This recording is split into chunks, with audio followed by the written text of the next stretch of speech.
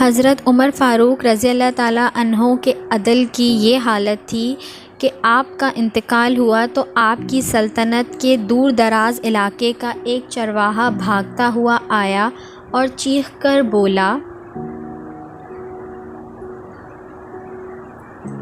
لوگوں، حضرت عمر فاروق رضی اللہ تعالیٰ عنہ کا انتقال ہو گیا ہے۔ لوگوں نے حیرت سے پوچھا، تم مدینے سے 1000 میل دور جنگل میں ہو،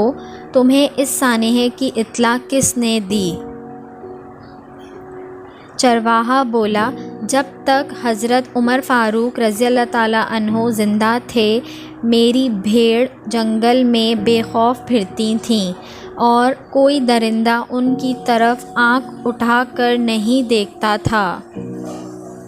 لیکن آج پہلی بار ایک بھیڑیا میری بھیڑ کا بچہ اٹھا کر لے گیا۔ میں نے بھیڑیے کی جرأت سے جان لیا کہ آج دنیا میں حضرت عمر فاروق رضی اللہ تعالیٰ عنہ موجود نہیں ہیں۔